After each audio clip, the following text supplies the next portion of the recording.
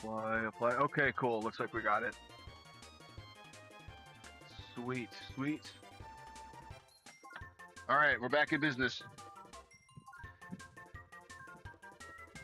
All right, so we're going to continue this second speed run. Can you guys hear me now? Let me know.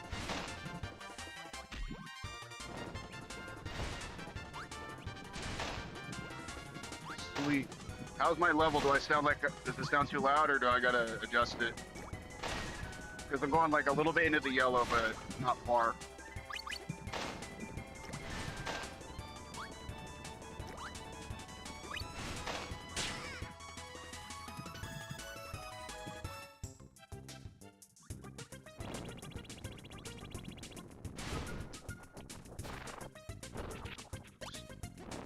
So what we were trying to do is we were trying to turn around and have Waddle Dee run into the blade, but that didn't quite work out. Yeah, like that.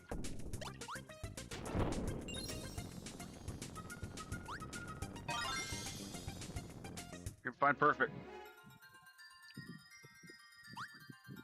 Oh, I missed the tomato.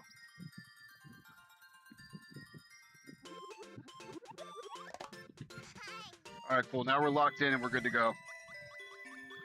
Well, I guess the good thing the first stream didn't go through because I didn't realize my mic wasn't working.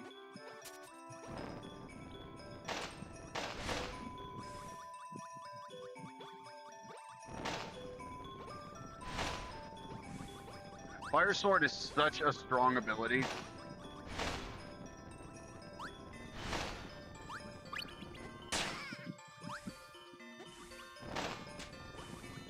So again, so this is not going to be 100% speed run. This is me just going through the game.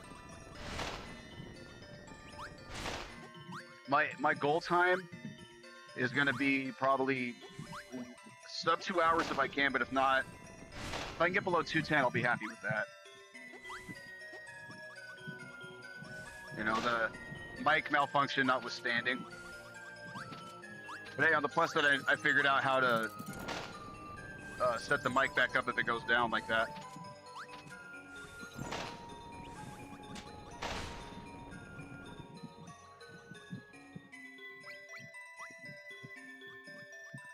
Alright, now this part kind of sucks because, I mean, you can jump ahead a little bit, but it's hard to gauge how far you can go before you fall. So it's best to just like not go too far ahead of Waddle Dee while you're going across. Just so this way you have a safety net. But here I know we're gonna be at the end, so we can just say screw him.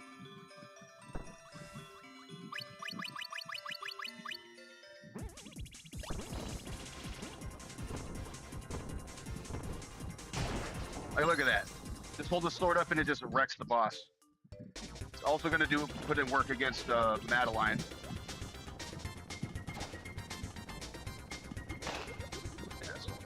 Here.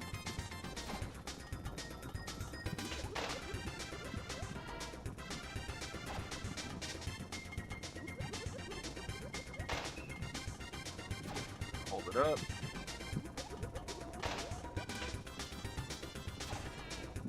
This will land up right. Nope. There, we'll swing the sword. At least this isn't GoldenEye 007. We can speedrun with no damage if you're on the easiest mode. You know, that's a game I didn't have growing up, so I don't have enough practice with it to feel confident speedrunning it. I've played it a little bit on NSO, but yeah. That being said, this is a game I played a ton of as a kid. Because, you know, growing up, I only had about maybe 8 or 9 N64 games. So I just played them over and over and got really good at them.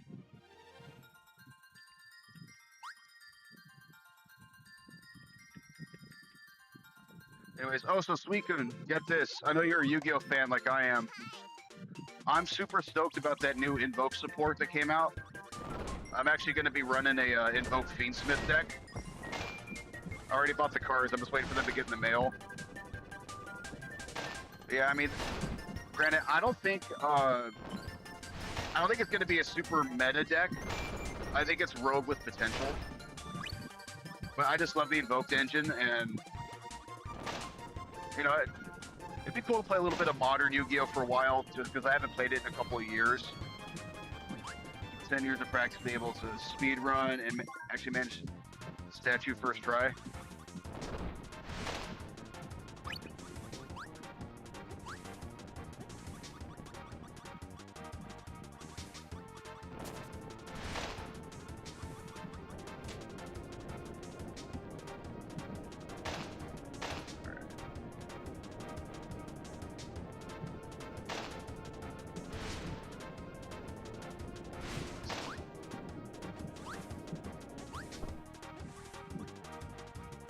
Should all kaiju.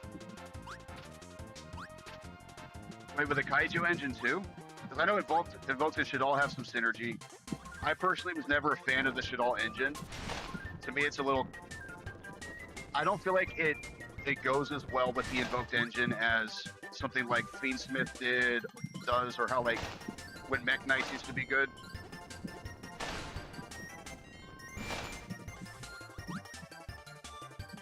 Dude, I saw there's this new card coming out called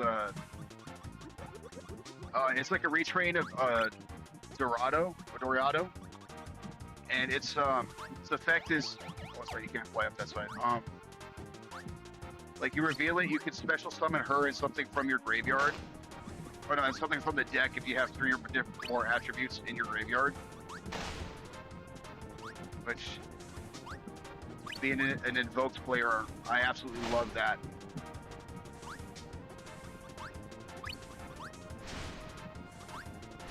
Turn off all I'm about to eat. Hey, no problem. You at least got to stay for the DDD fights and see how badly I rip them apart with this ability.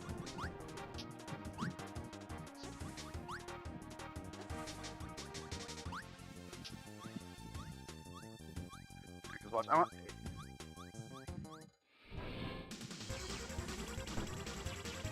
Look at this. We're actually gonna rewind that.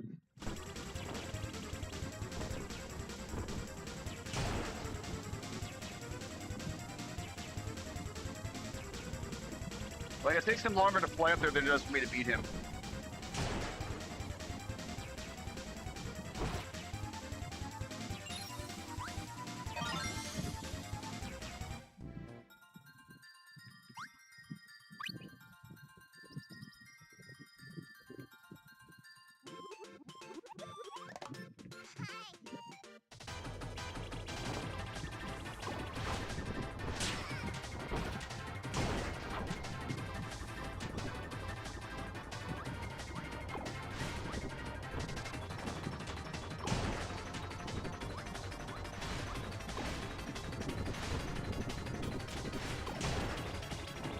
Fire Sword also wrecks Whiskey Woods.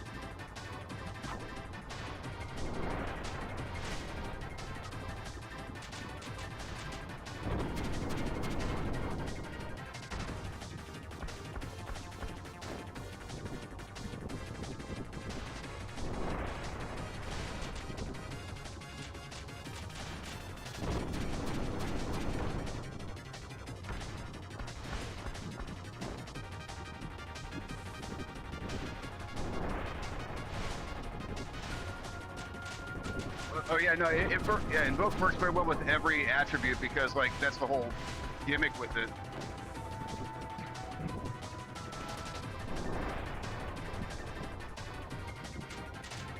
Also like how the synergy that like the new fusion Aeon has with Elysium, because Aeon, what you can do is you can target all your opponent's field monsters on their field, change their attribute.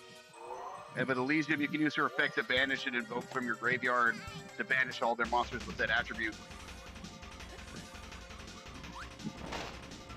I had during the pandemic, I had a deck I ran. It was an Invoke Dragoon Turbo.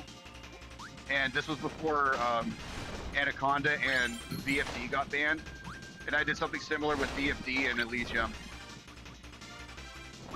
Where, because I would have a VFD on field, I would have like a Makaba engrave, and I would banish I would use VFD to change everything to light, banish Makaba, and then banish their entire field.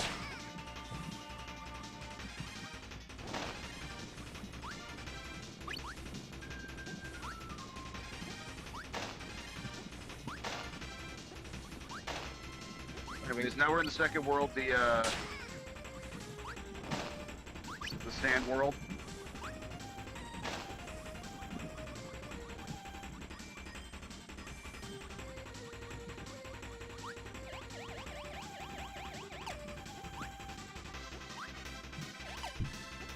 And we're just gonna jump above here and fly across. It's gonna be faster than trying to go through the stuff down there. It's the exit to the rooms right here.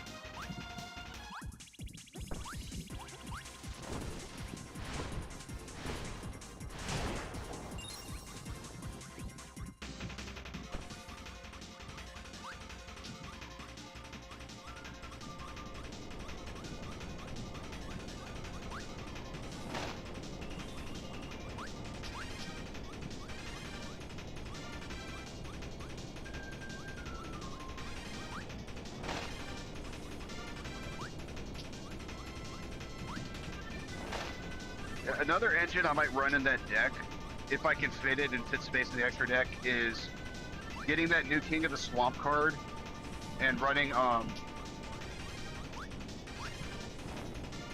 like a small Dark Magician package so I can summon Dragoon. The Kaijus make it easier to get certain Shadals or invoked. Well, yeah, because there's a Kaiju for every attribute.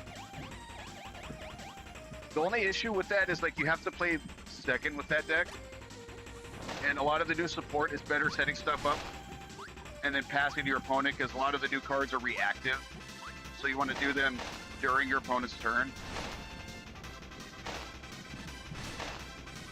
Especially if you're summoning what's it called? The new one, the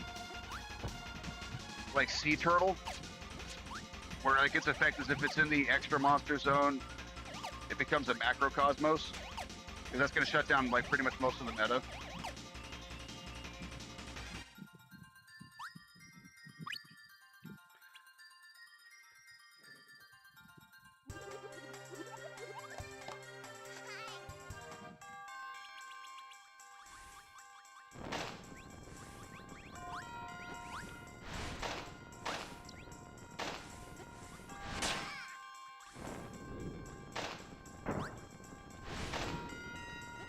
I think what makes Firesword so good is that it gives you such a wide range to attack with, and versatility, because you can have it up, you can throw it, you can have it behind you, so if things are chasing you, they die when they come near it.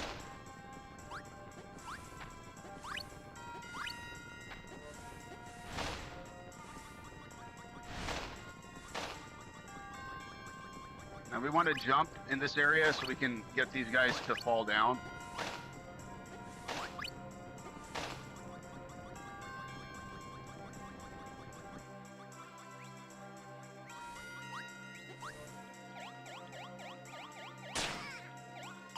Wow, that was bad.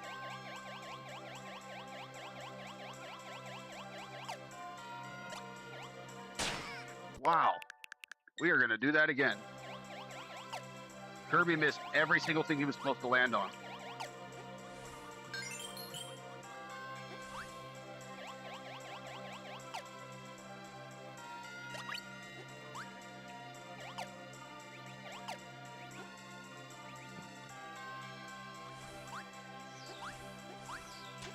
Now, if you're playing this for fun, if you go to the top left, there's a one up, and the top right, there's a maximum tomato. But we're not going to worry about all that.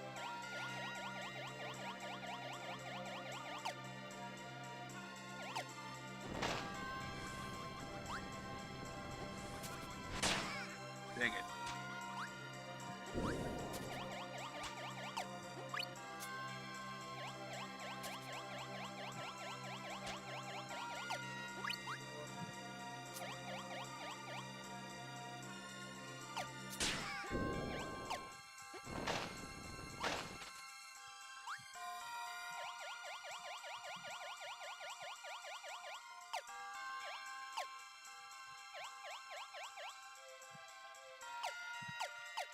Ah, almost got it.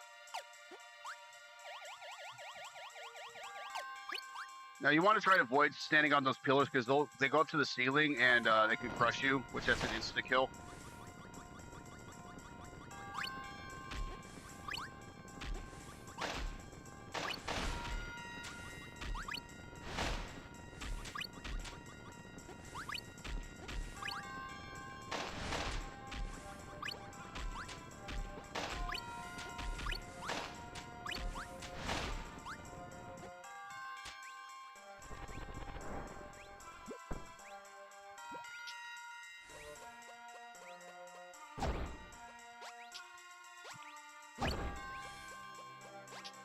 And we're just going to come through this maze.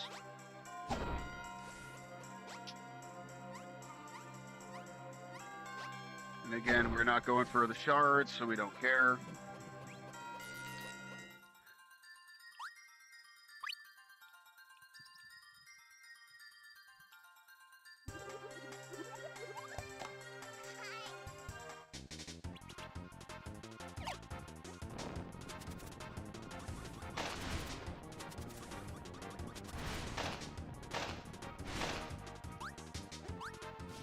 Fly over this dude. Because that guy actually has a pretty decent range on his flamethrower.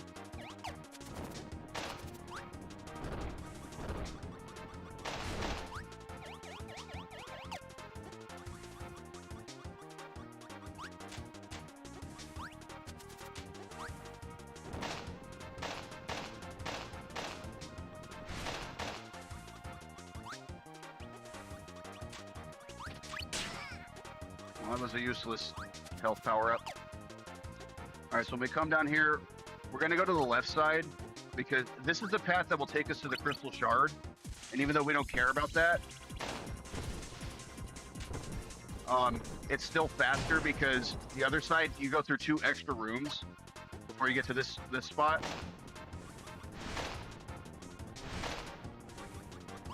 I should have just thrown the sword instead of swinging it.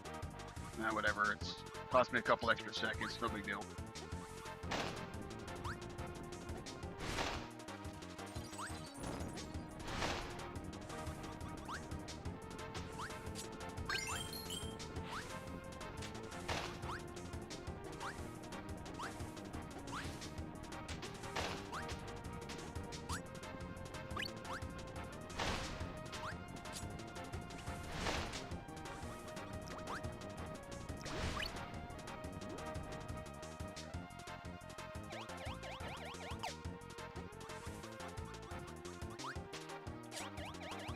So we got this, and then one more room, and then we're done with this level.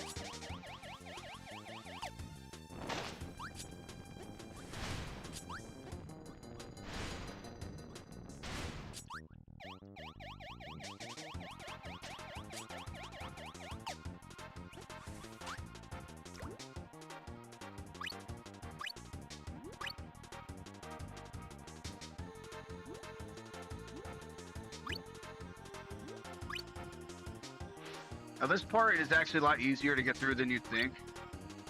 If you just hold down on the D-pad, you swim a little bit faster and you're able to dodge every single one of these attacks.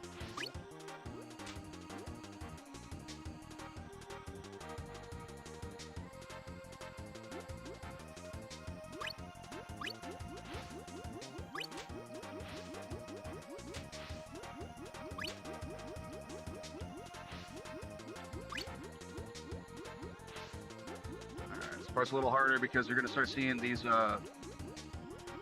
bones fall on you. But if you just swim up a little bit to where the star is, and then like fall back down, to give yourself a little extra time to maneuver. And if you want, the last crystal shard is up there. You just got to dodge another bone, but again, we're not going for those.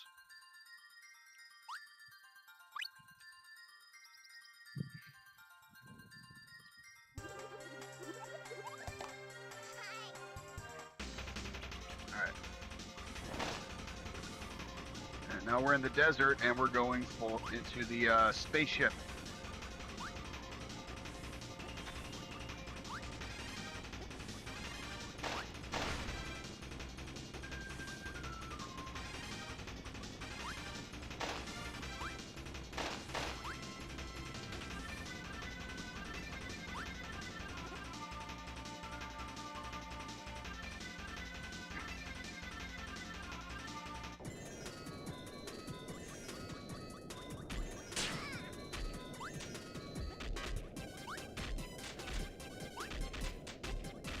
You got to be a little careful in this spot because these wall cannons have some pretty long range.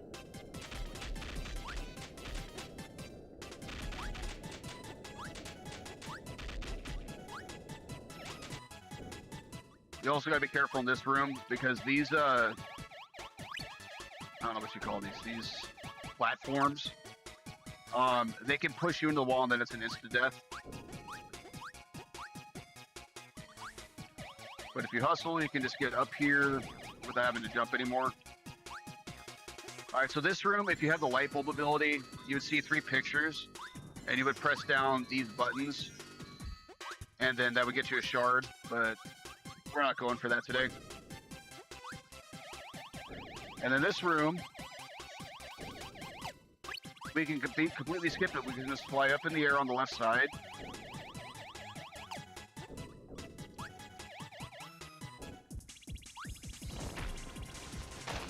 Did I mention how busted the fire sword is? Yeah, any floating enemy that's stationary just eats into the sword. And we're just gonna hustle up one of these poles. That's the end of the level. Back from eating, all right. What'd you have? Now we're actually going to get rid of this ability because this boss, while you can fight him with the power, he's actually a lot easier and faster to beat if you use the, I don't know what you call them, the like atom structure models that come up. Like you'll see when we get to the top. Especially if you can match up the right color with them.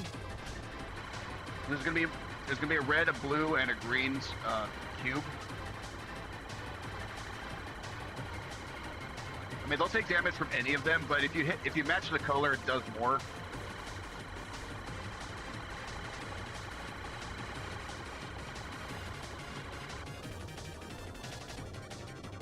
All right, now.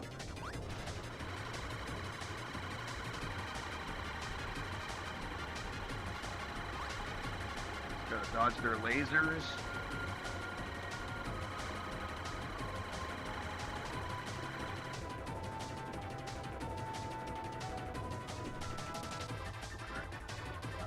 Once they come up, we'll be able to start fighting them. Let's go for red first.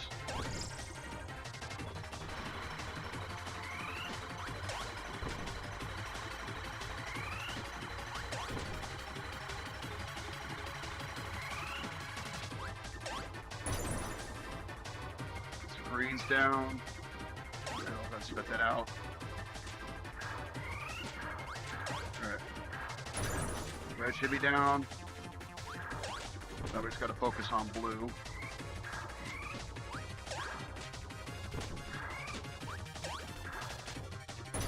Got him.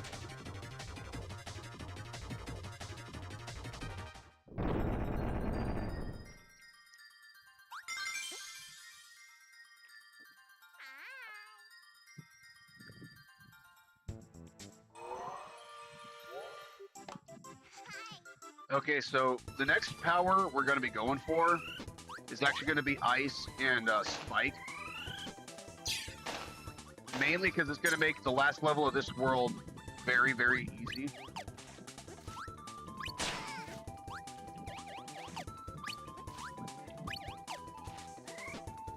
So we're just going to be kind of going through and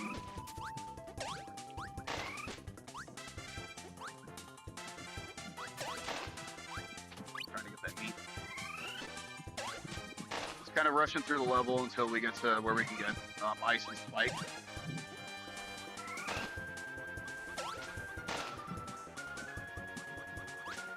Now this is the part of the game, if you're going for 100%, where you really need to start focusing on,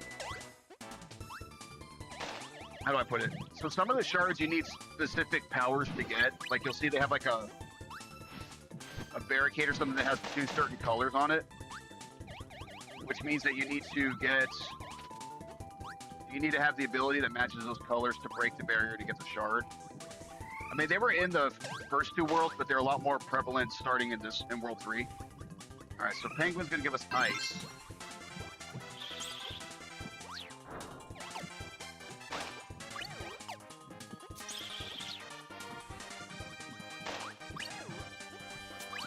Now, normally we would want ice and bomb for a shard we would get later. But again, we're not going to worry about that. That guy's actually kind of a pain because his spears have way better range than you would think. Also hard to dodge once he throws them. So what you want to do is you want to try to jump to bait him to throw and then adjust while you're in the air. Yes.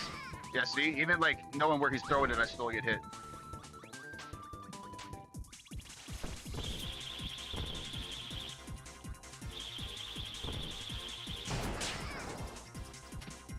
Want to come down here because these guys give us needle.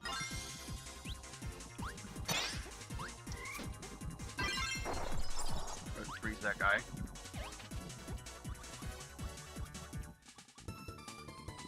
Go get ourselves a health refill. Now see, this makes a giant snowflake, ice snowflake, and it ends up with a very wide range. So in terms of combat, it's not the best. But we're going to be in an underwater level, the 4th level of this world, and this power-up trivializes that level.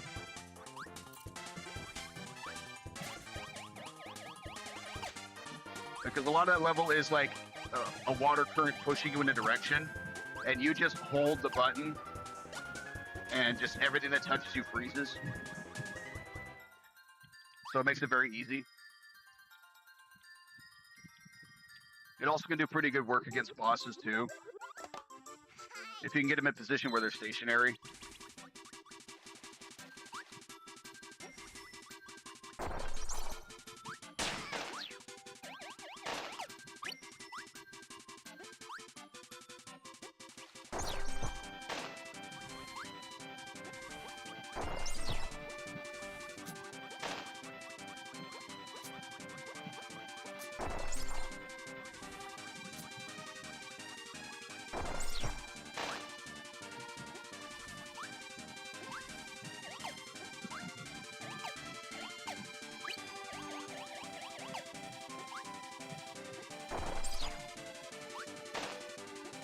Come in here.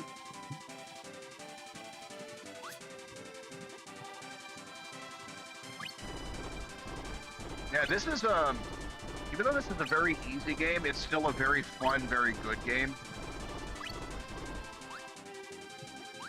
I know a lot of people say, oh, the Kirby series is too easy. I'm like, it might be, but the games are all fun. Like, I have not played a Kirby game I didn't like.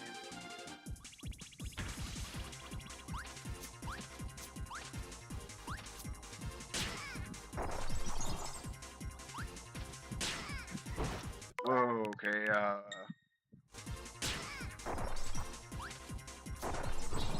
stand here.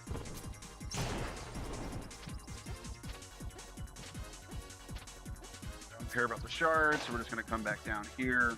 There's also a 1-up if you fly to the top, but we don't care about that right now.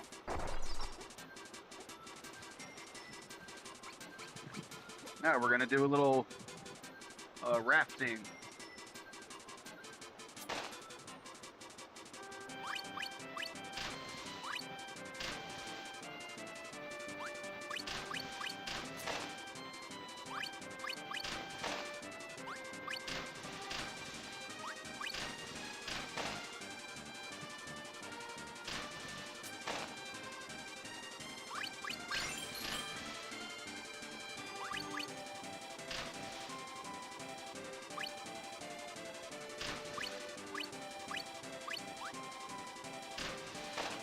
Gonna rush through here. Now there's not, you can't really make this part go faster. Oops. You just gotta kind of, it goes at its own pace, so it's really just paying attention.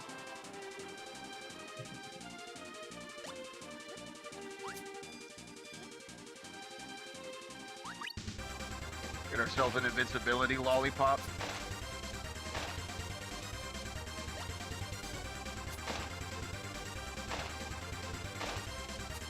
If only there were more spots in the game with this ability.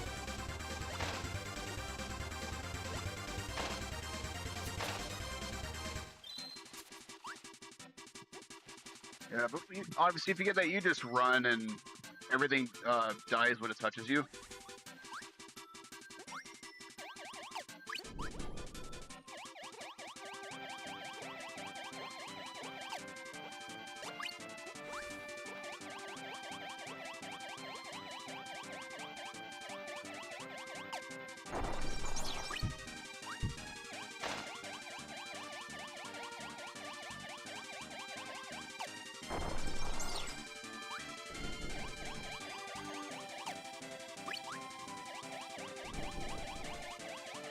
Yeah, so this part, as long as you can stay on these platforms above, you'll be fine.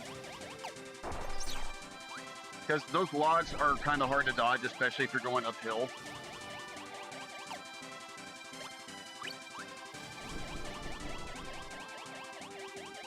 Now let's see if we can make it to this top one, which we should be able to. Okay, not quite, but we got to here. Yeah, this part you do not want to be in the water, because all four of those, there's no way you're going to dodge them all. And they're going to knock you down, you're going to have to climb back up, so it's going to take forever. Plus, you're going to get damaged.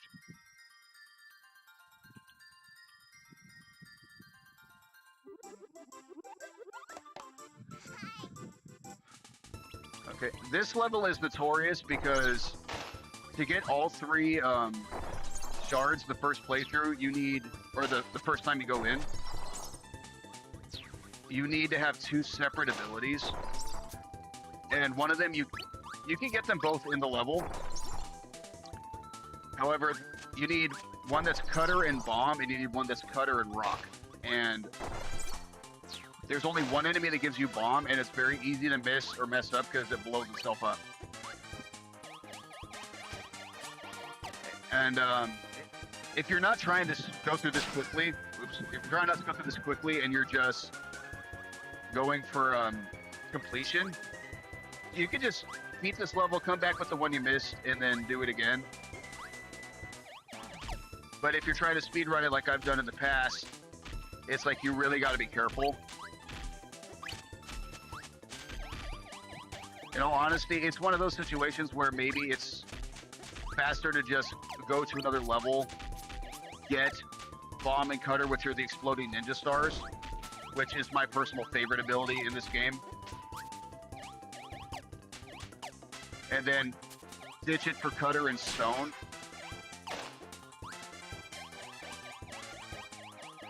Just because we're gonna be coming up to the enemy that I'm talking about. See, it's that green fish, that green fish in the water. It blows itself up. So, like, it's very hard to connect your the cutter star with that to make bomb and cutter.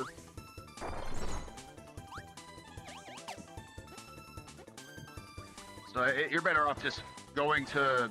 I usually go to 1-2, the forest level we were in earlier, because that has. You can get bomb and cutter very quickly in that level. Oh, and also that's the only stone enemy. Although it's a little bit easier to deal with him because obviously he doesn't blow himself up. He just jumps around.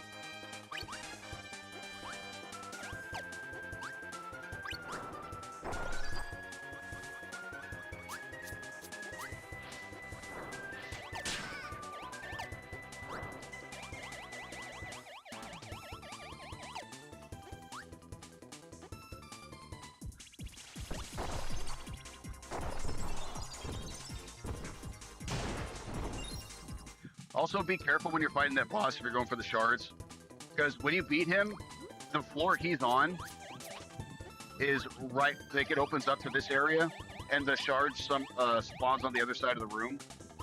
So if you're going for the shards, keep that in mind.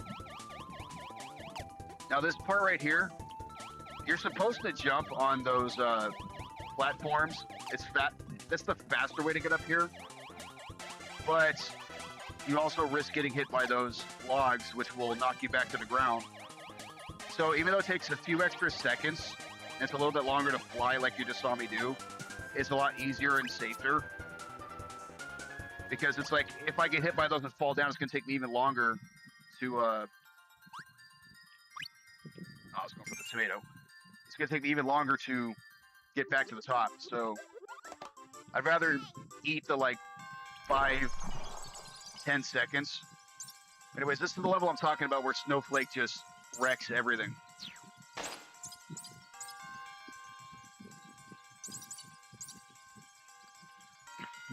And you want to get Snowflake specifically for this level, because otherwise this level can be kind of a pain.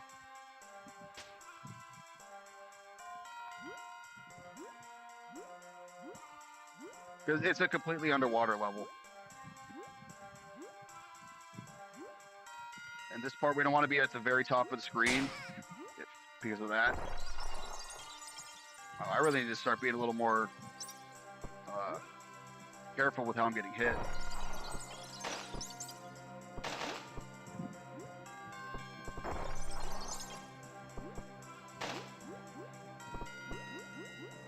Hey, bomb fish, now that we don't need you.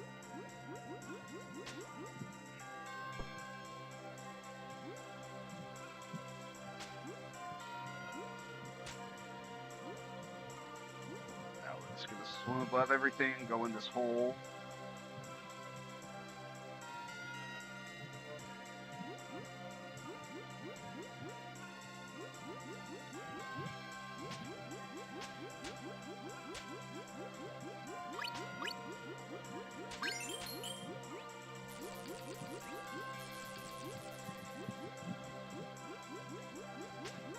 Not get caught on the rock.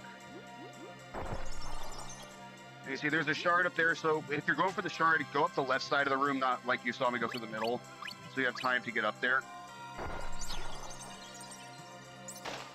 Yeah, this is another one of the rooms I was talking about where the water is already pushing you. So you just hold B and nothing can touch you.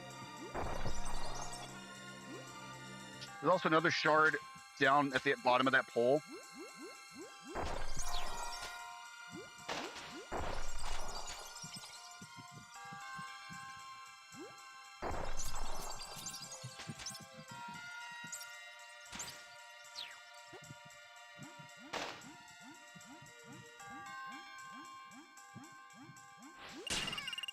Okay, we're gonna do that again.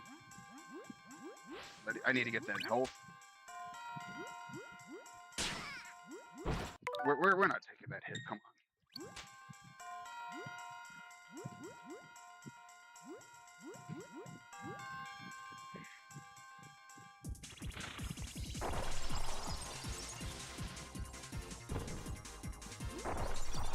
Now we got to be a little bit careful with this boss, because he can still hit you even if you're in the snowflake. But it also wrecks him pretty bad too, as long as you get in the right position.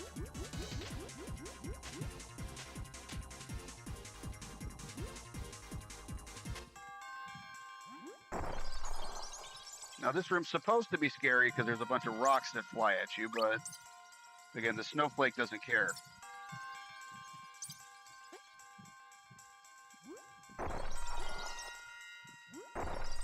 You know, we're not going to worry about getting any more health because this is the last screen of the level. Because we're gonna want to get single bomb. Oh crap. Okay.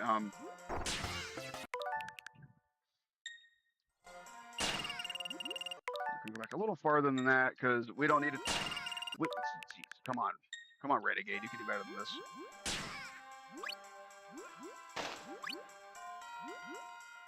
We're gonna need to get single bomb for the boss of this boss. Oh, I got in a bad cycle of those guys, but whatever. Yeah, because that's the best ability to use against him.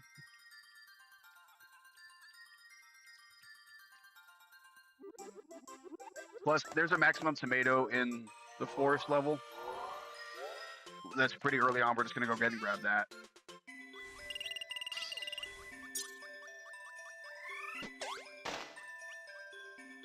Look who it is. Single bomb is right here.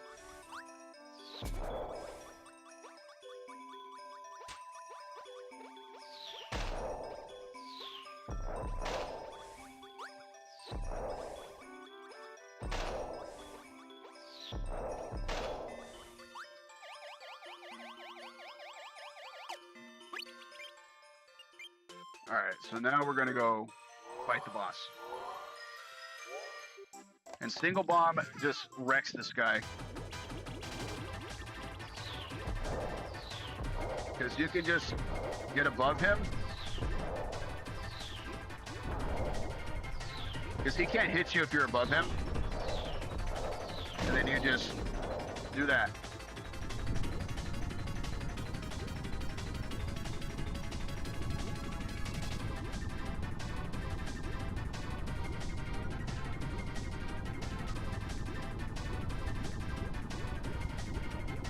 And we're going to go to the second phase where he's going to come from the bottom of the screen.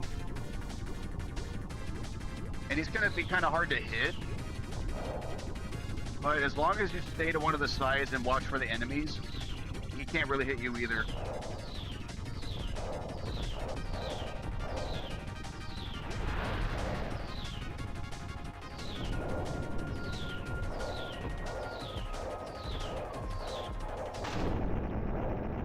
Like I said, single bomb just wrecks him.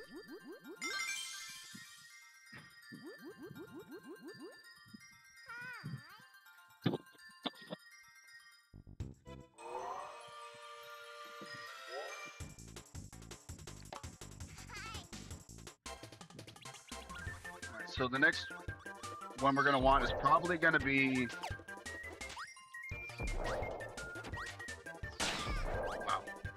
Wow. Actually, I think Bomb and Cutter will do really well against the boss in this world. Yeah, in this world it will because they're fast and they have good range. We already got Bomb, we'll just wait till we find Cutter. So I'm pretty sure you can find at this level. Yep, right here. Right. Wrong button.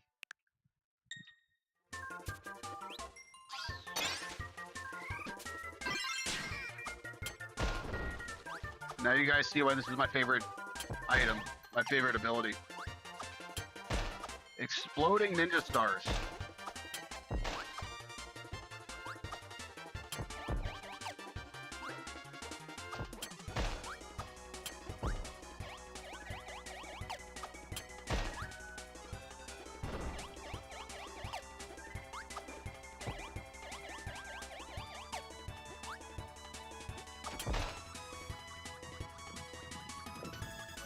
What's up, Sink? How we doing? Yeah, we're speedrunning Kirby 64, and want to know a funny story? I already did a speedrun of this game and didn't realize that it wasn't loading up to, it wasn't streaming to YouTube. So now I get to do it again. And I also didn't realize that my mic wasn't hooked up properly at the beginning, so we burned about 5 minutes getting that set up. But we're on pretty good pace right now. We're not even at an hour. I'm on the 4th world. So yeah, factoring in the 5 minutes or so it took for me to get the mic, we're on pretty good pace. Now granted, this is just for beating the game. I'm not going for 100% this time.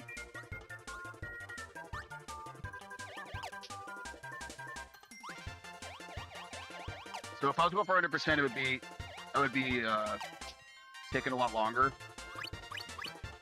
Seems very OP. Oh yeah, the Ninja Stars are actually my favorite ability in this game because they're just so cool.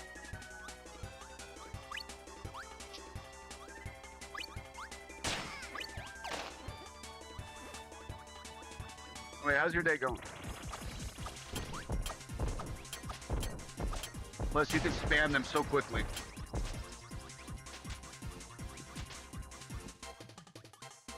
At least I got it working out. Hey, I got it working and I learned how to troubleshoot.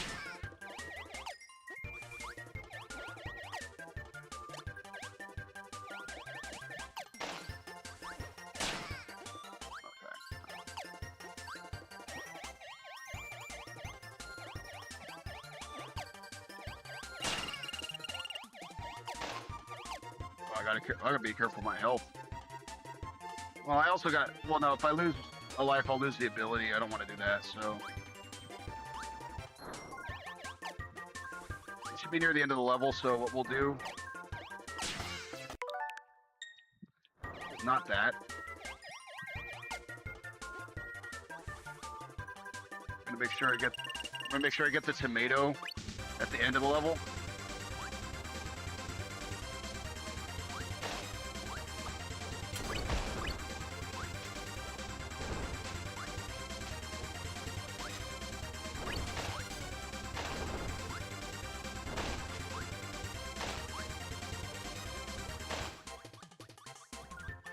So there we go. Doing good. Just got home from Barnes & Noble. Got some Zelda manga. I thought Toy Story 5. Nice. Which Zelda game? Or I guess Zelda manga.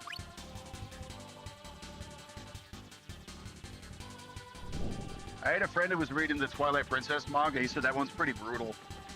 Like, he showed me a panel where Link gets his arm cut off.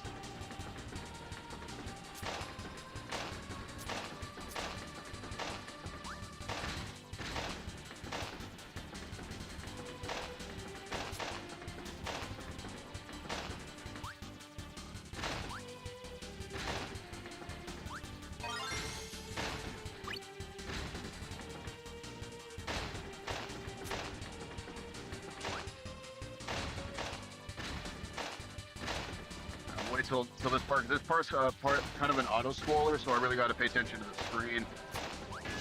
Crap. See it like that?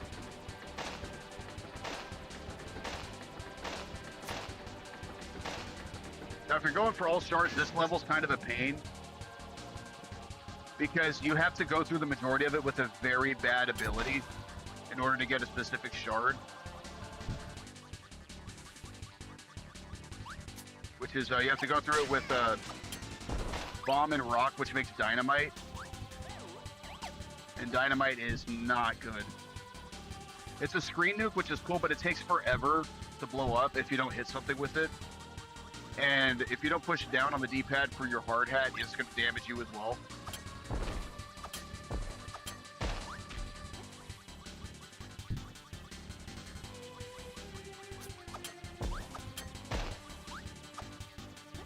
Books of Ocarina of Time and Majora's Majora and A Link to the Past. Oh, cool. I didn't realize there was that much Zelda manga. Dynamite Go Boom. It does, but if you don't hit something with it as it's going down, it's going to sit there for about 20 seconds before it blows up. So if you're trying to go through the level fast, it's like one of the worst things you could be using.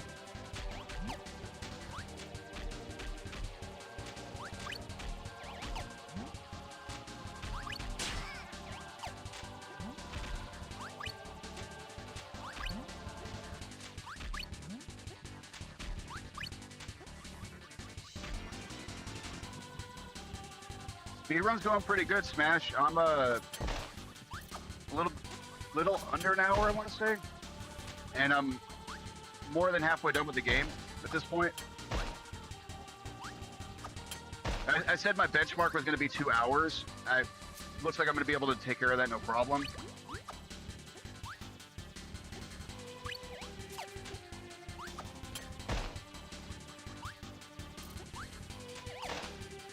And I would say if this is one of the Kirby games I would really recommend if no one's ever played one. Because it's a very... Gotta get ourselves our free one up. Yeah, you would need the dynamite for that wall right there. Because it's a relatively short game. It's got enough challenge where you have to try a little bit, but it's not too hard.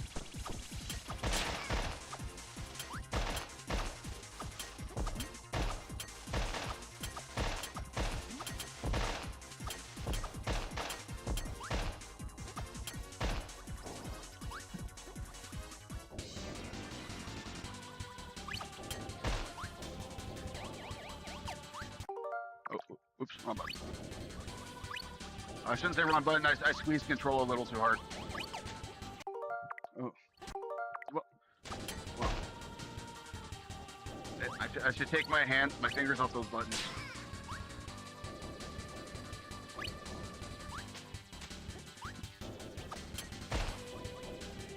You know what it is? I've gotten so used to using rewind when I think I'm gonna make a mistake that I just like instinctively push those buttons now.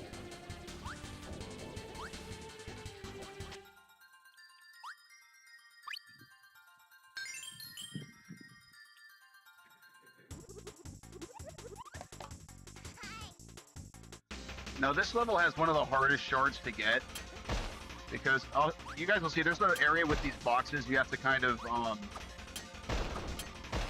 form into the shape of an object, but it's kind of ambiguous sometimes depending on what you get.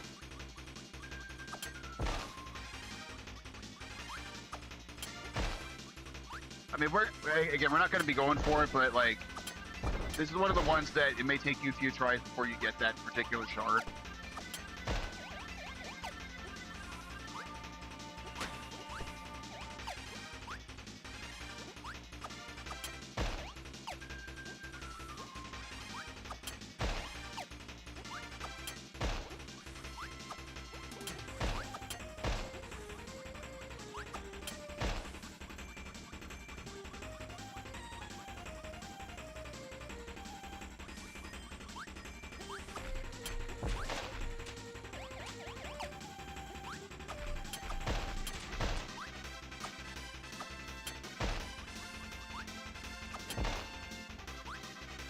Now you guys see why this is my favorite ability. Like,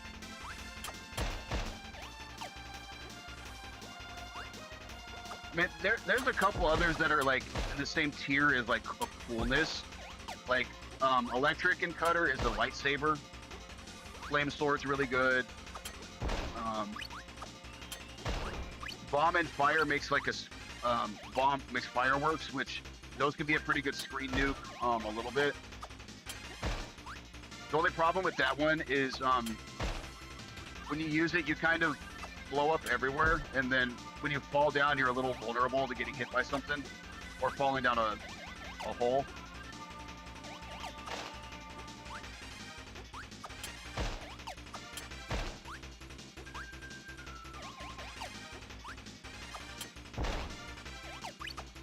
One thing I want to look into and seeing is getting kind of like an overlay for speedruns where I have like splits and stuff like that, and figuring out how those guys do that. Okay, so see how Madeline has that picture of the umbrella?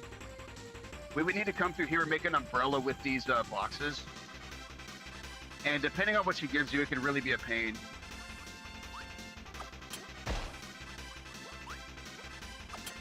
I mean, umbrella's okay, but some of them, there's pizza is one of the harder ones too, because you have to try to make the boxes into a circle, and you have to be very precise with the edges, and it's a real pain. A top hat is pretty easy. What else does she give you?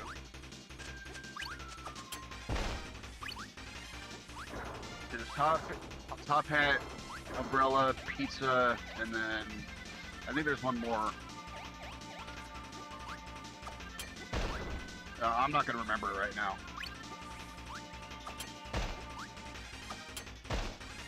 The thing is, you can also just like go back the screen and then she'll change what it is. So I recommend just going back and forth until she gives you top hat. Because again, top hat's really easy.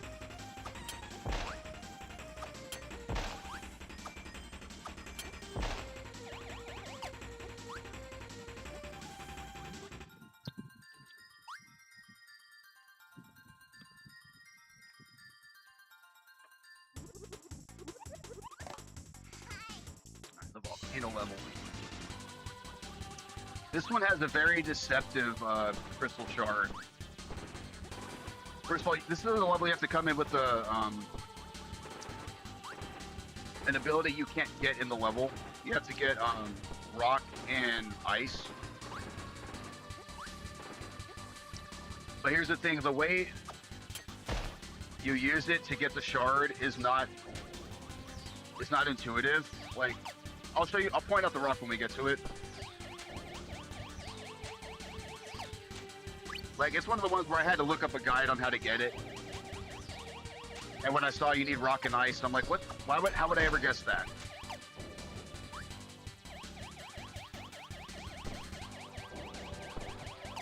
Anyway, so Sink, if you're still here, how was Toy Story 5? I've heard very mixed things about that movie. I've heard it's good, but it's also unnecessary.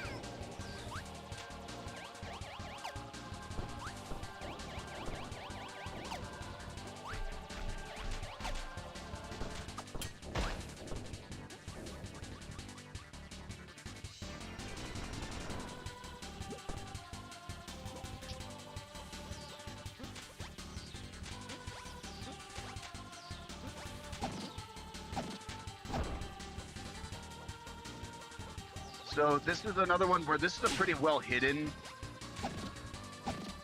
shard. So if you see those pillars, you can destroy the top.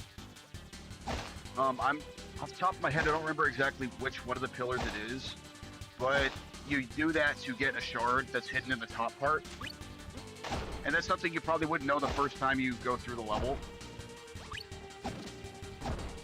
I believe it's this one right here.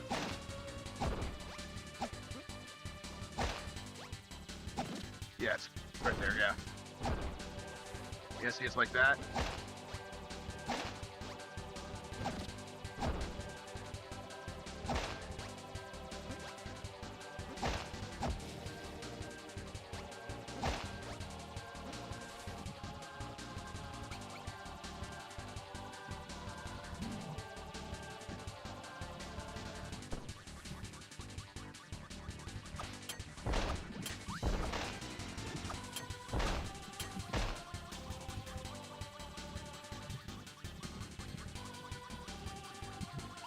Yeah, this is also the part of the game. World 4, I mean a little bit in World 3, but World 4 especially is when you start getting much longer levels.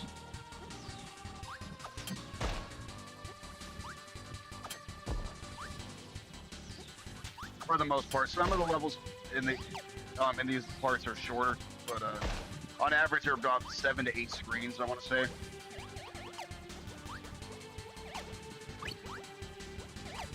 It was cute. I didn't think it wasn't too bad. Surprise. It was mainly Jesse as the main character.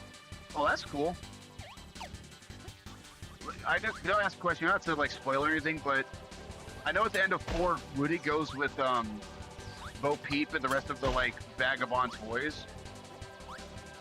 Does him coming back in the story make sense, or did they just kind of shoehorn it in there?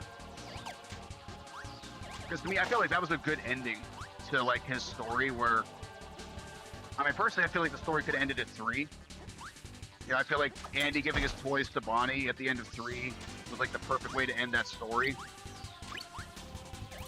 But then when I saw 4, I'm like, okay, this wasn't needed, but I do like how they did it.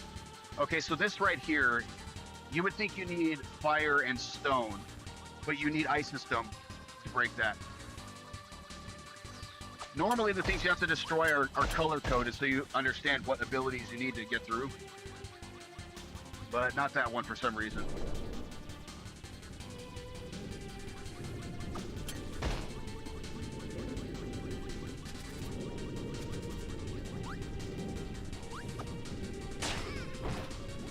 Wow.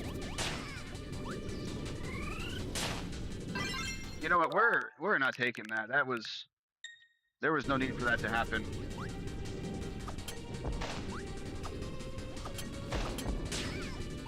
Because of that stubborn little lizard.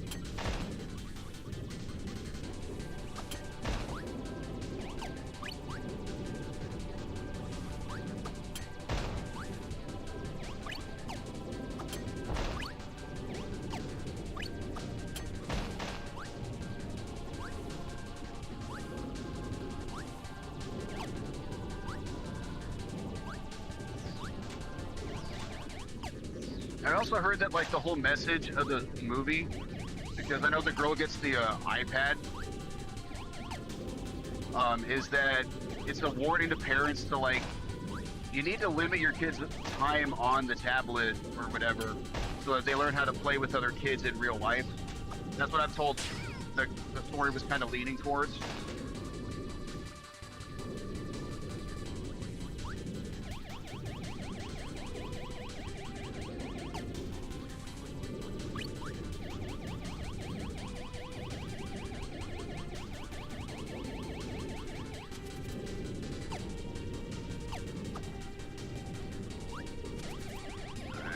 quite get the altitude I wanted, but it's fine.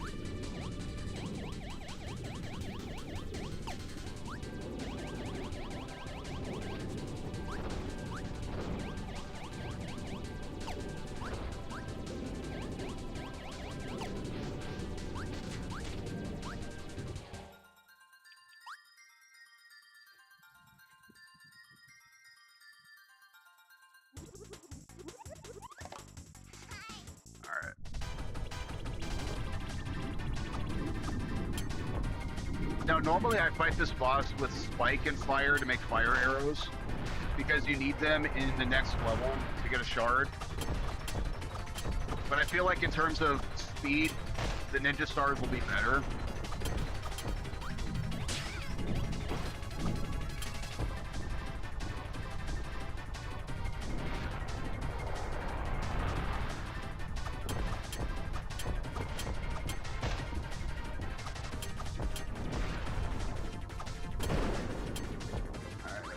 One.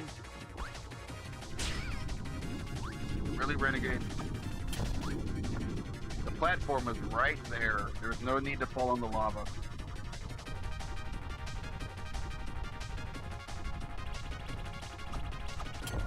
I mean, look at this. Like,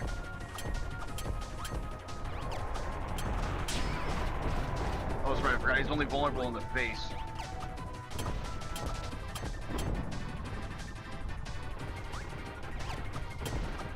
Maybe these weren't the best idea.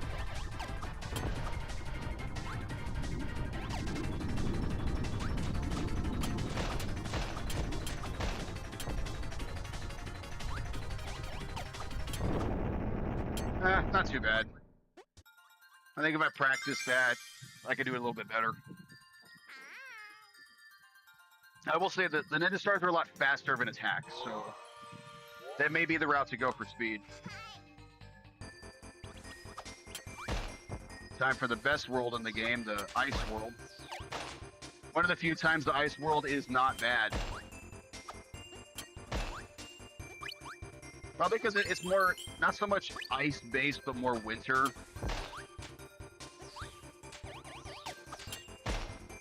Plus, I mean, you guys hear this song, how can you not like it?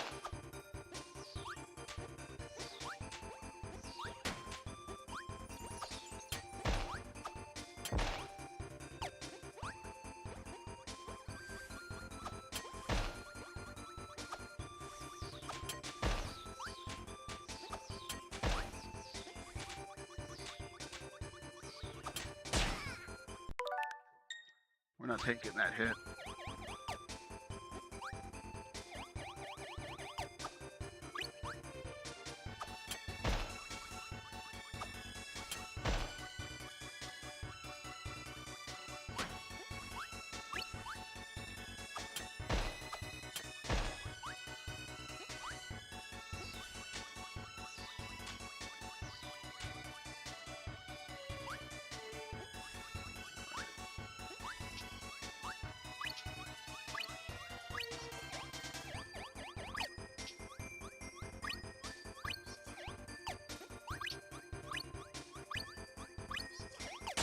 Dude.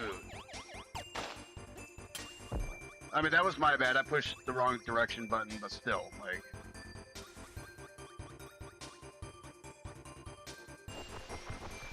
Anyways. Double D in his... Or, I mean, Waddle D in his toboggan. Double D.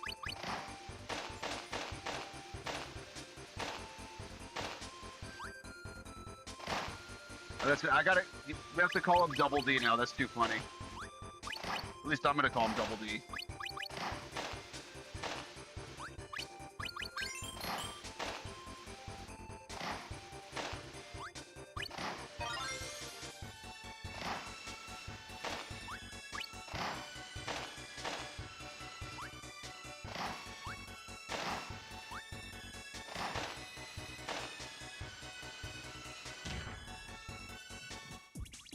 So this is another one where you need a specific ability that it's not apparent.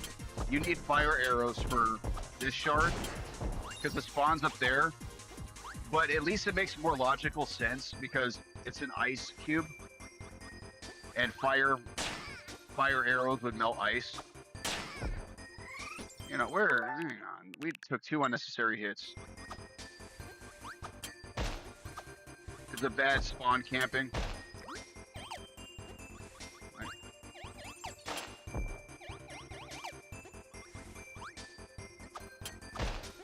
Now, if you're going for the shard, this part's a lot harder because you go in the water, but if you're just going through the level, you don't care.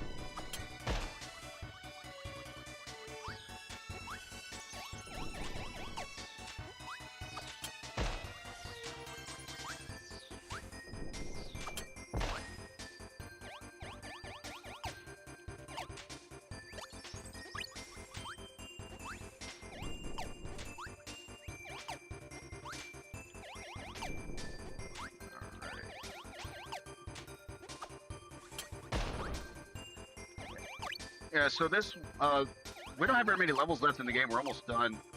So there's, after this, it's the cloud level. Then it's the, I guess, happy factory level, and then the dark factory level, then the boss. Then there's 3 more levels in the final world and the final boss. And then with this game, if you get all the crystal shards, there's a final boss, but we're not going to be getting that in this run. I don't know, we'll see what our time is at when we finish the game. I don't know. I don't know if I have it in me to do a 3rd run of this game today.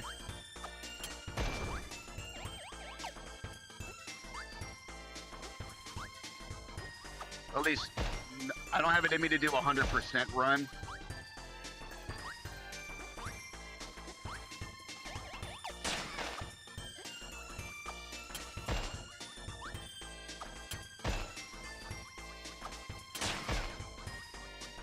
I need to pay attention.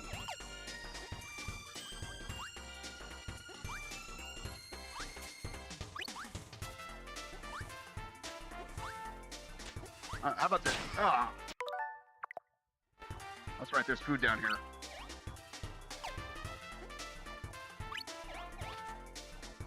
That was nice of them to give you a way to refill your health after a cheap area like that. Those pterodactyls are one of the hardest enemies to dodge in this game.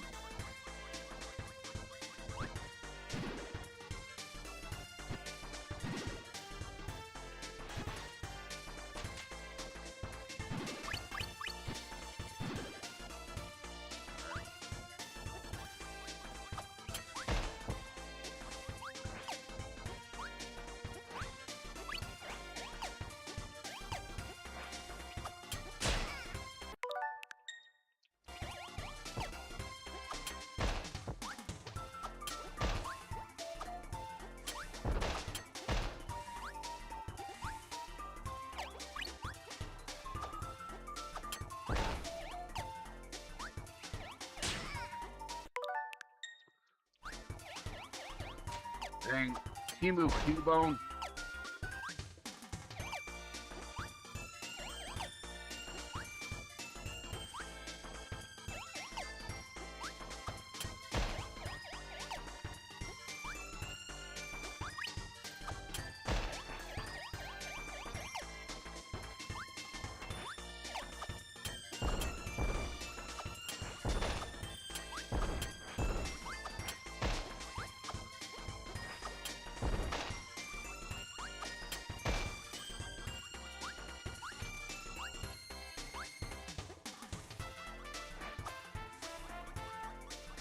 There it is.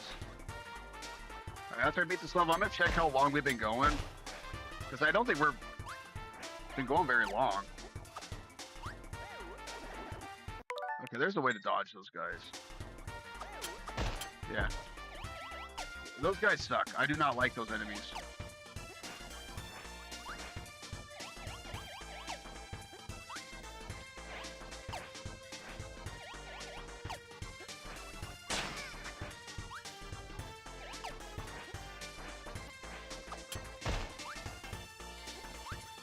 You know what I might do?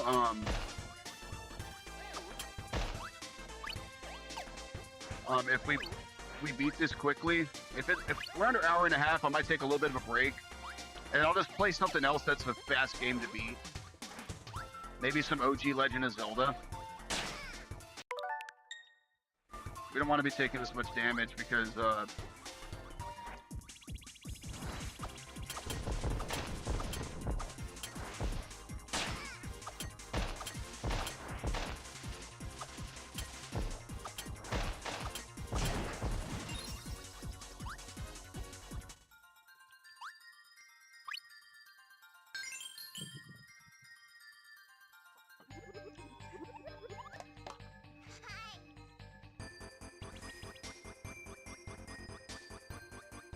yeah, like I said, so this is like I guess you'd call this level the Candy Factory. And then the level after this one would be like the Evil Factory. I mean, I guess, I'm not quite sure if that's accurate. Oh, that's right, you can't. The conveyors go up.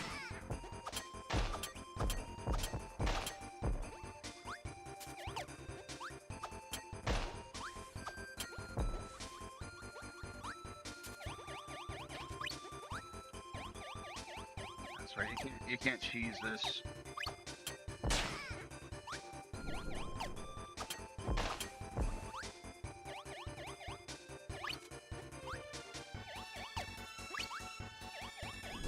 Just gonna fly over this guy.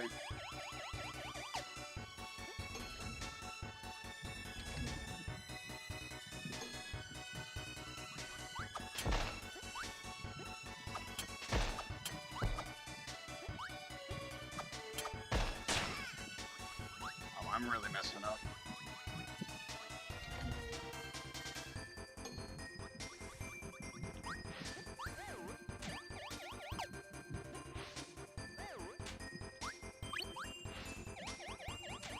Fly over all these guys. It's 6:19 right now, so an hour 19 minutes. It's actually not that bad. And we've got maybe 25-ish minutes left of gameplay, so we're definitely going to beat the 2-hour mark. So I'm gonna push the goal line back down to an hour and a half.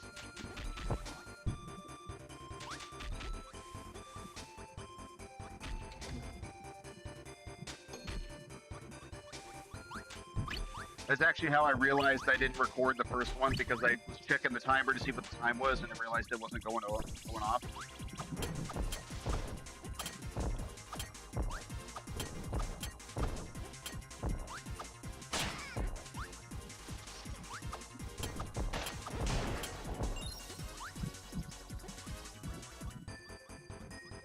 So what Madeline here, she'll paint 3 like foods, and you push down the buttons that correspond to them. Right there.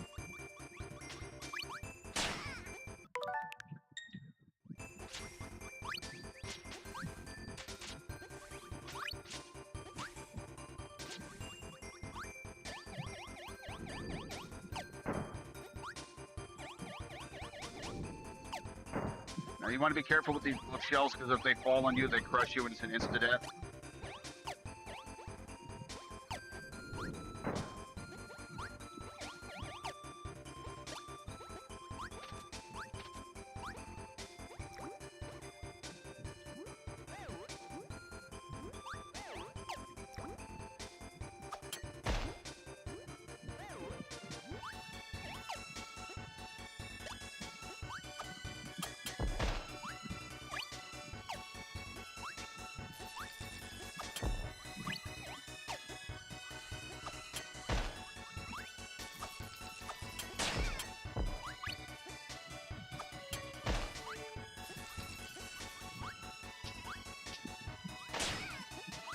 Wow.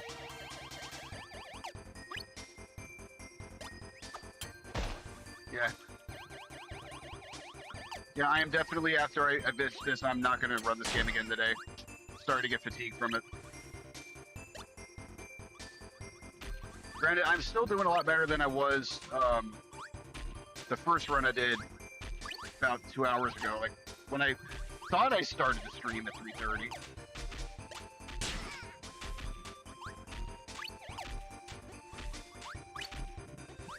Now, this one's pretty simple. Kind of the whole point is you want to try to dodge those cannonballs with those little shields in front of you.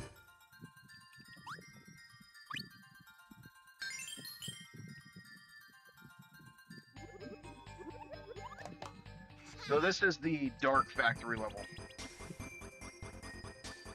I mean, I don't know what else you'd call it, but this is hands down the hardest level in the game, but it is also a very good level.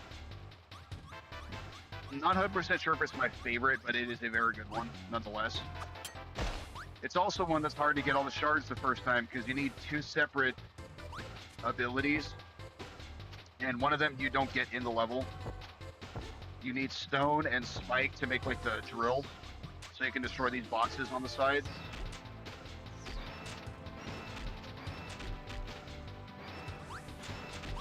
And then you need electric and cutter. But anyways, yeah, not only is this level difficult, but also really cool.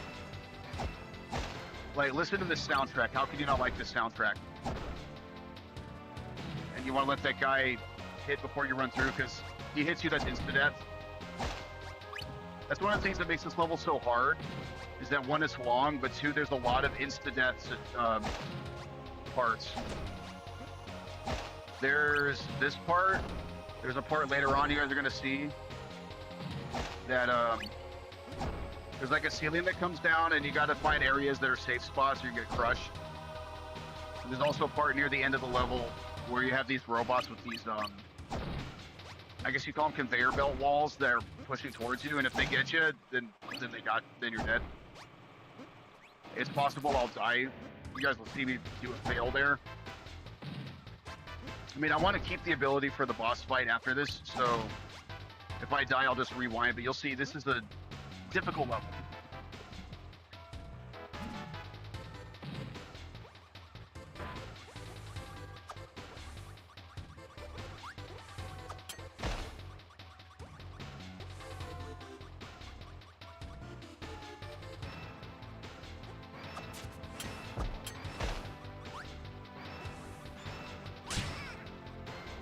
Unfortunately, these guys just do 1 hit of damage if they crush you like you just saw. Stabs.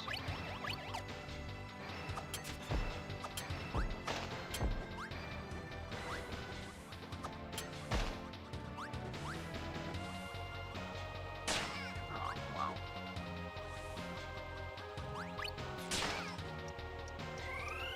No, we're gonna do this whole part again.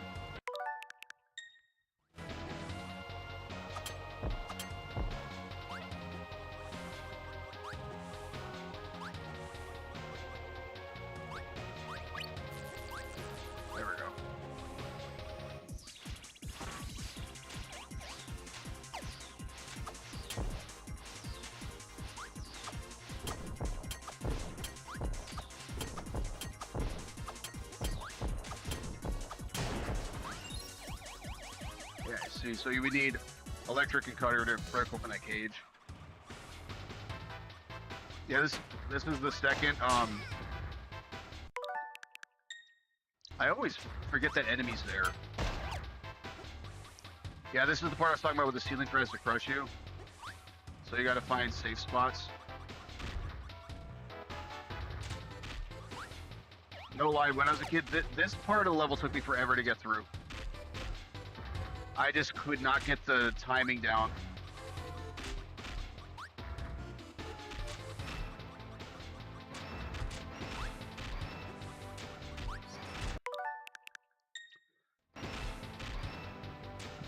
quite get a good cycle on that.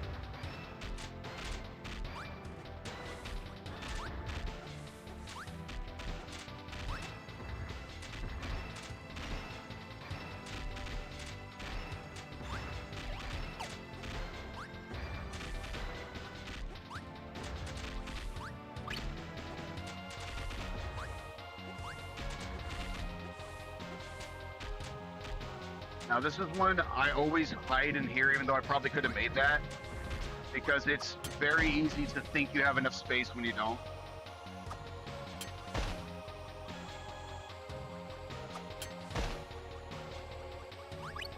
Yeah, this is the part talking about. These walls can very easily squash you if you're not careful.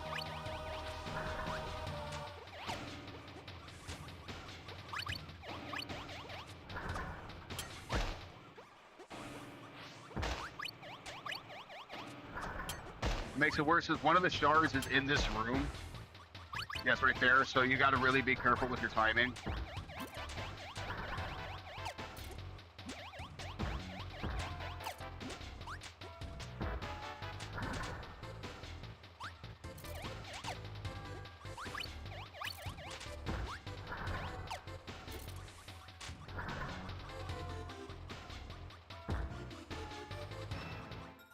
And like that, we're done.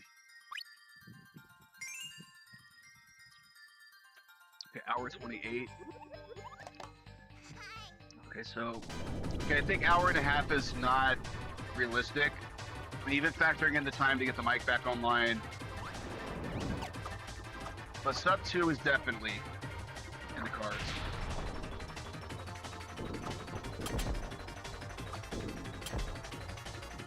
Now this robot,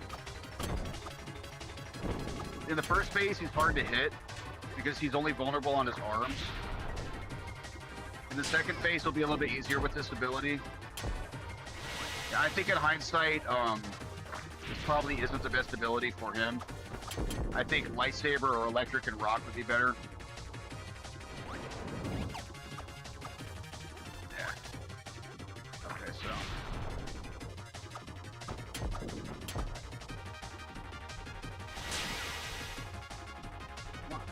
There we go.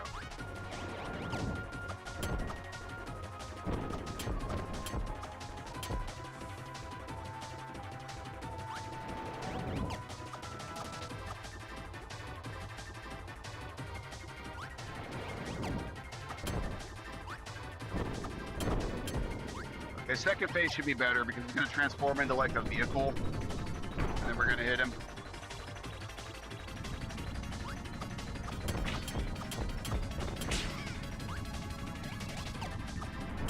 Yeah, see, like...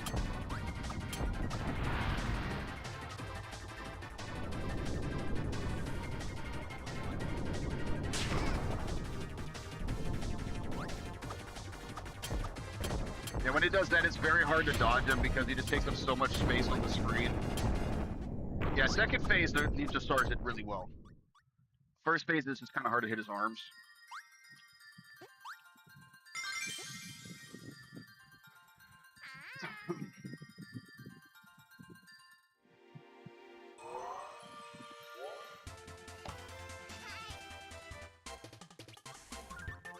And we got ourselves some cake.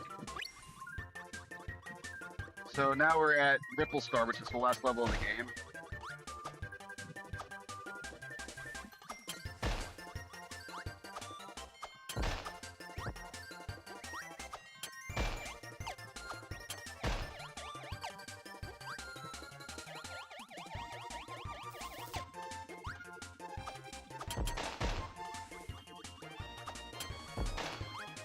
So as you guys saw, this is like a slightly harder version of the first level. But I mean, it's not hard.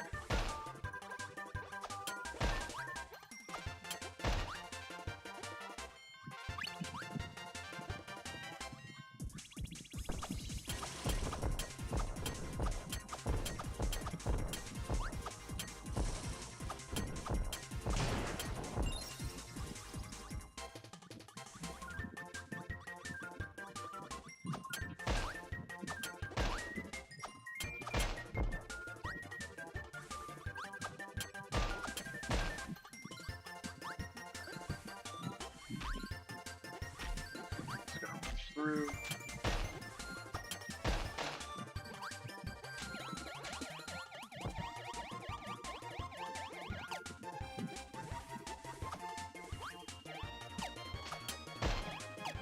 Now this stone, you need bomb and needle.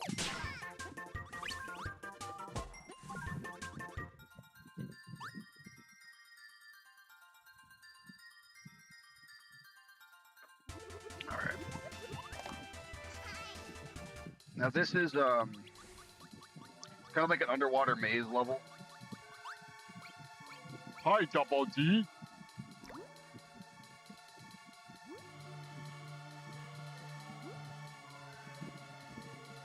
It's not that bad to get through.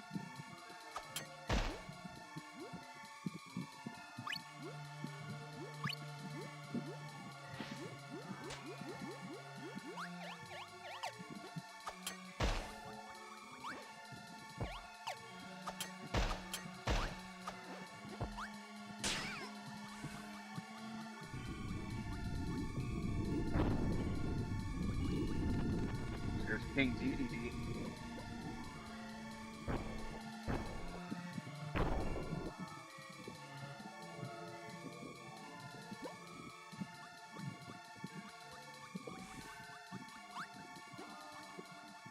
Okay, yeah, so I'm thinking hour and a half for just beating the game is a good benchmark to work towards.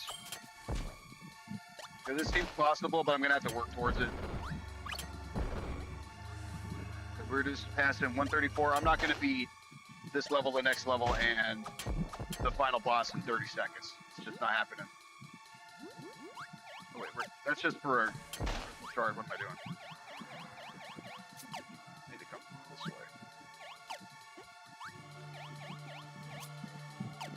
Wait, no, it's not. I'm tripping. I'm getting this level confused with another one. One that we beat a while ago.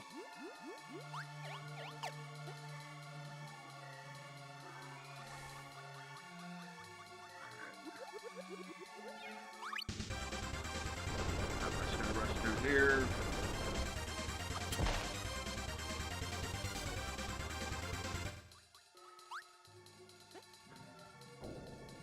This should be the end of the level. Yep.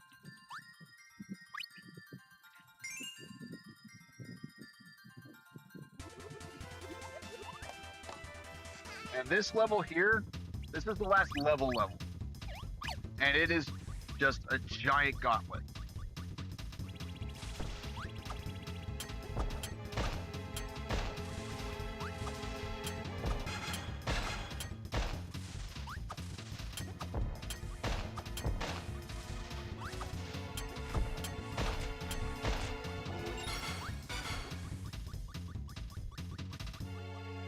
Plus, it's got a banging soundtrack.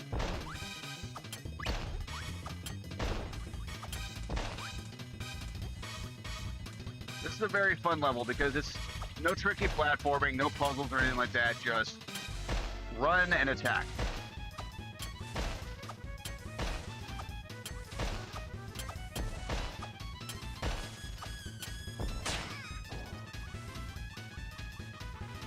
Those hedgehogs have been giving me troubles the whole run. Not just this one, the last run too, that you guys didn't see.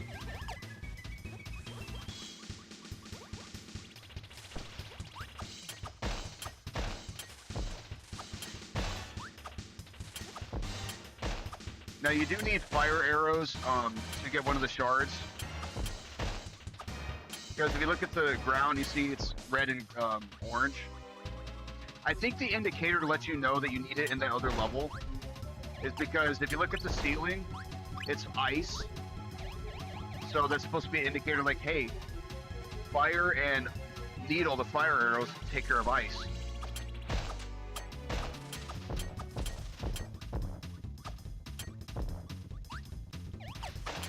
Now, this one's kind of a pain because, like, these are all enemies that spawn in the air.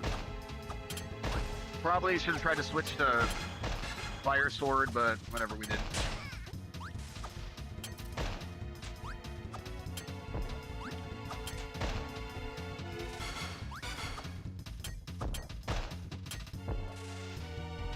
Come on, Scarpy. Come at me. Come at me, punk.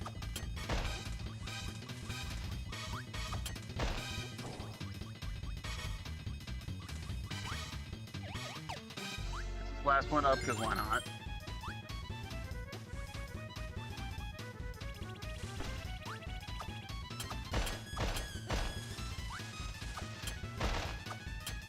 Yeah, Fire Sword would definitely make this part a lot easier. So I can just hold it up and they can run into it. Okay, so we'll keep that in mind for future runs.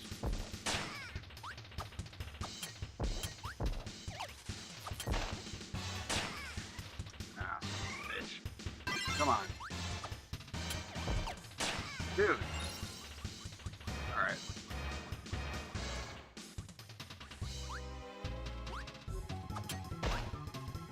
So we're definitely going to make sure we get the tomato, because this is going to be the end of the level right here. We're going to rewind that. So we want our arms back. There we go.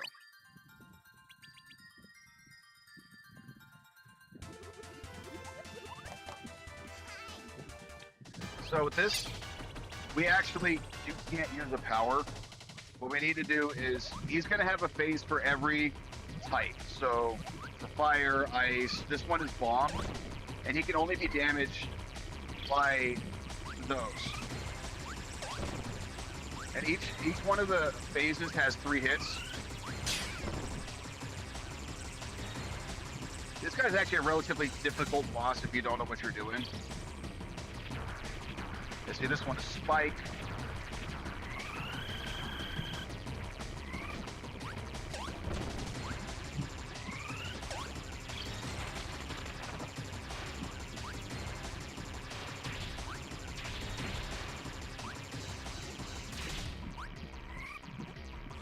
Electric's kind of a pain to deal with. So is Cutter. Actually, we're gonna go back to here.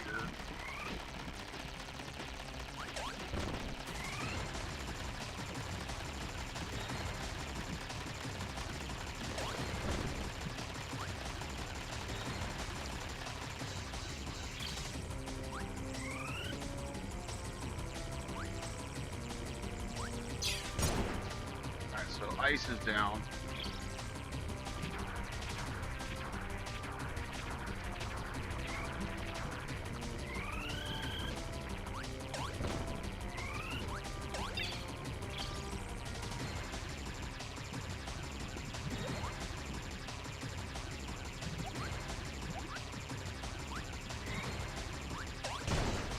I think bomb's done.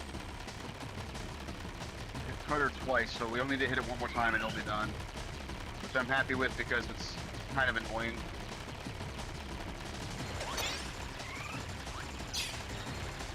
We're gonna rewind that.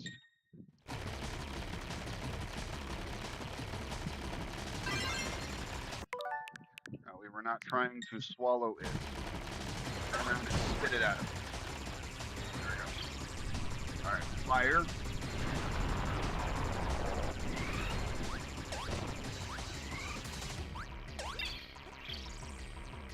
Rock also kind of sucks. We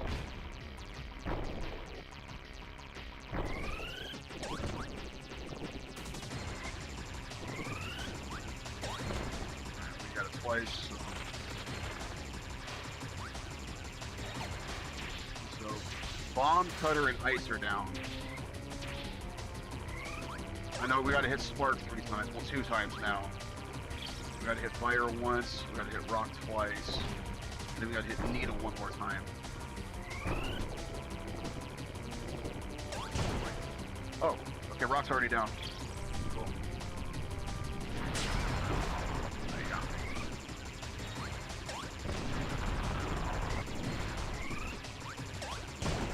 Fire's down. I think it's just bomb and electric. Actually, no, I think it's just electric. I think we took care of bomb.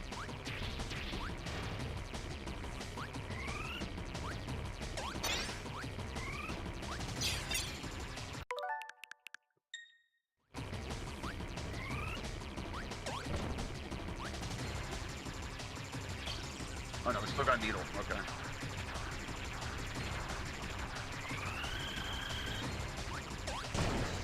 needles now, so it's just electric and we're good.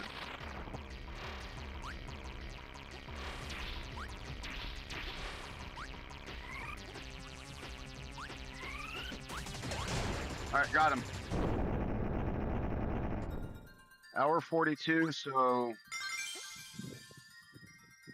Alright, that means I gotta aim for about 10 minutes faster.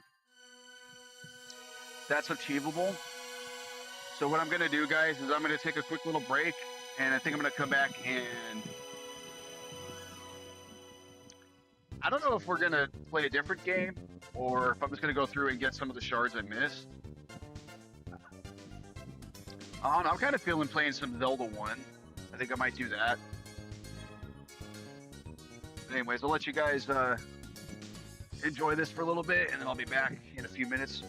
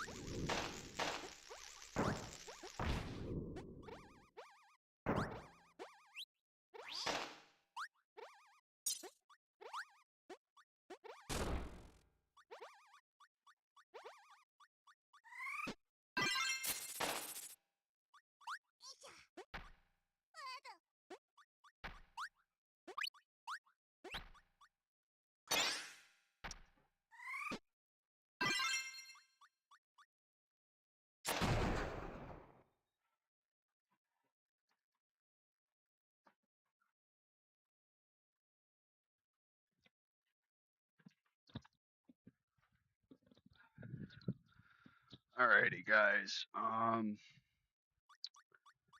So I think I'm actually just gonna call it here because I just realized, yeah, it's almost 7 and I do work tomorrow. There's a couple things I wanted to do before it got dark, but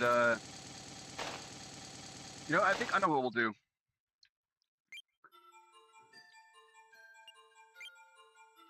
We'll play some of the mini games here. I'll show you guys the mini games.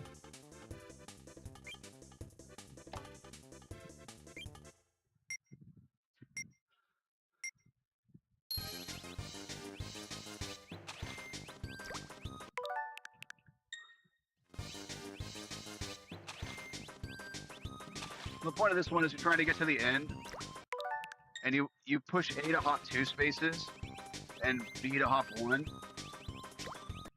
and it's really just looking ahead to see. Dang it, push the wrong button.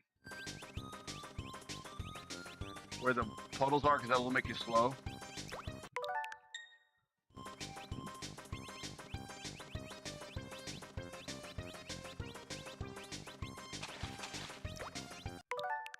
Also the frogs, you gotta watch out for the frogs.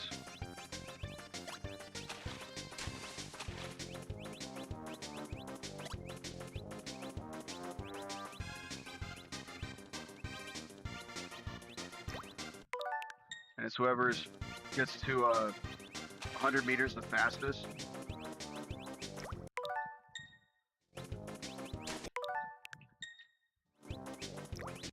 Wrong button.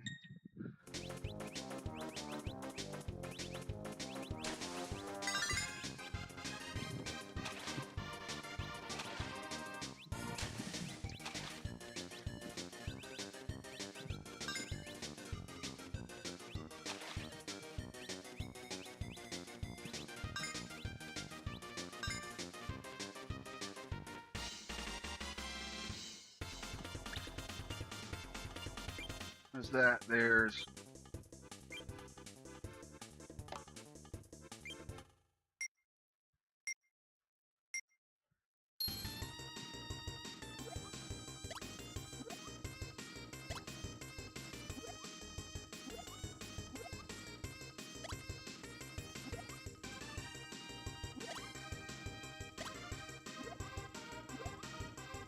it's just where you're just trying to catch the most fruit.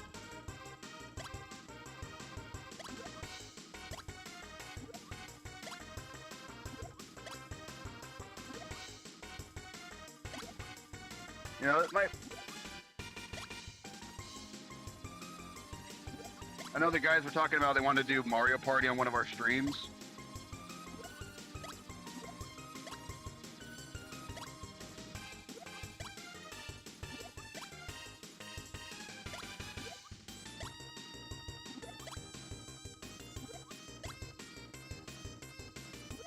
I think it's the first to 20 fruits wins, or something like that.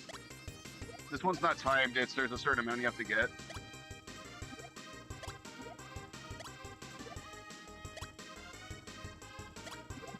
I guess it's more than 20.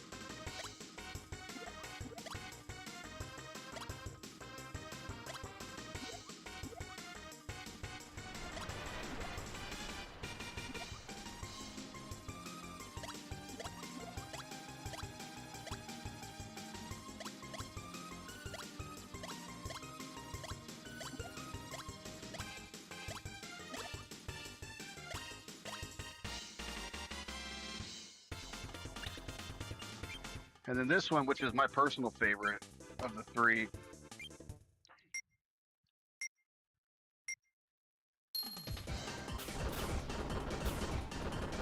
is we're trying to make the others fall down. And you see we all have a health meter up there.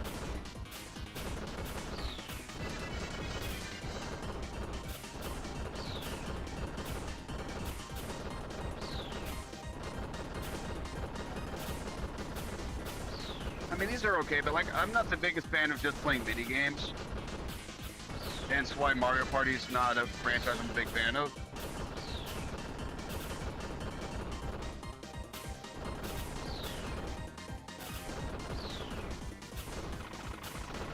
So it's kind of like Bomberman in a sense. Yeah, and as someone gets eliminated, the field gets smaller.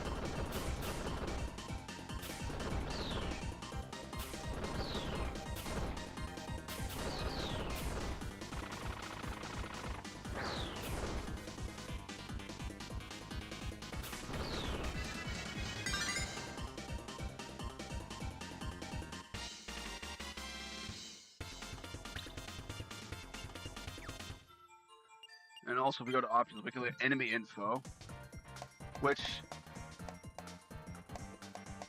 there's little cards you can get at the end of the levels, which I got a couple on the run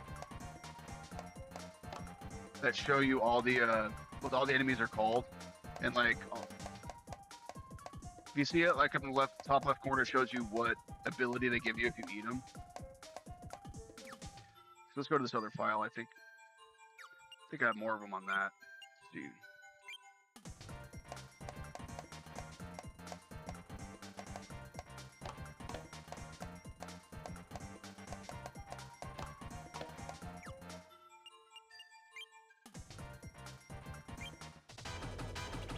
And also, when you 100% the game, you also get a boss battle, like a boss rush option, but you fight them all without an ability.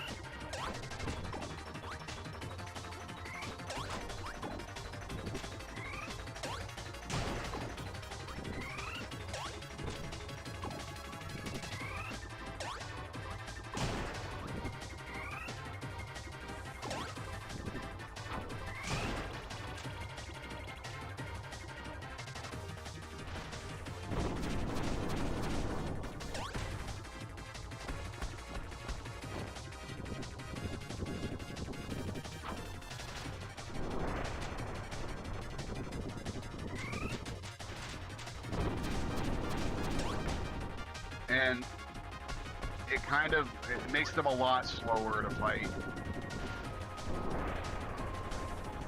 Because you guys saw when I fought Wispy Woods, that the fire blade was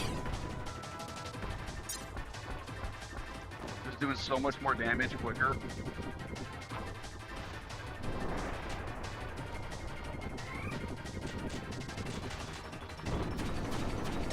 Also, I don't think your health carries over, so I think like if I get hit by him, I'll go into the next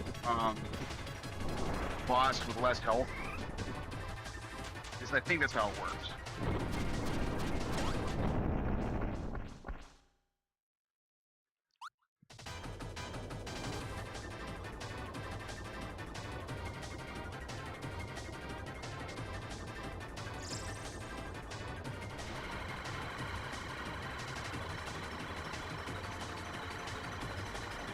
I mean, we're just doing this for fun, just to do a little something at the end of the stream, because I don't feel like playing another game, because I want to end it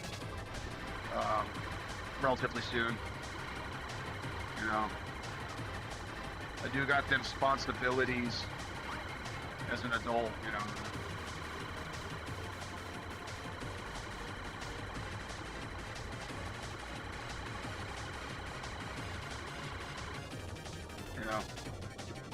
But hey, like I said, on the plus side, I figured out how to troubleshoot streaming through OBS a little bit, so that'll come in handy later. I mean, I'm sure OBS will give me more problems I have to figure out how to solve, but at least I know how to solve this one.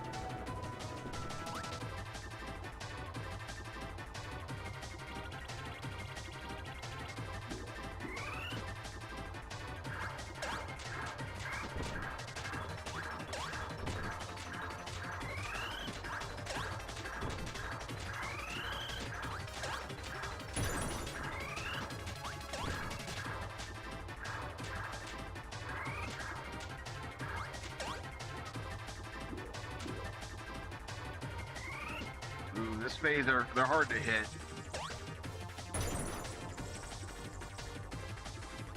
So you want to spin it when you see the one you want to aim for is at the bottom. But in all honesty, when they do this, it's best to just try to dodge them so they don't hit you.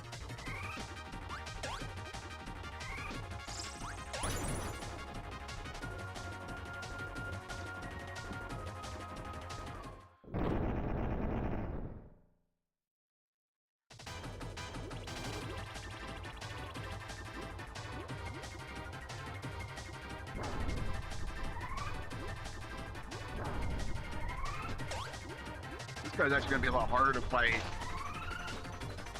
Because usually this guy's really easy if you come in with single bomb like I showed y'all earlier. But waiting for him to spit enemies at you, he's actually going to be pretty tough. And since I'm so used to beating him so quickly, I don't know his pattern for this phase.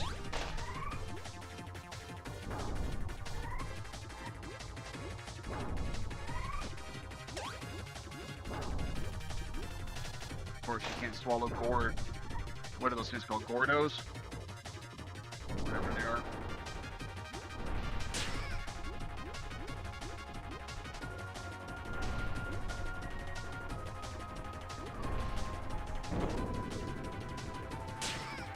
Yeah, see, like, he's kicking my butt because I don't know his pattern here.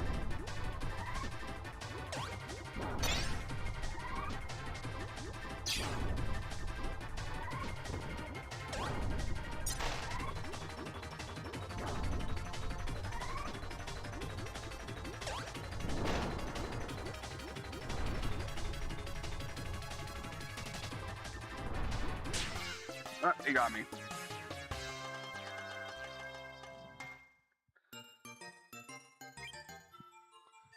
All right, so let's go back to game selection.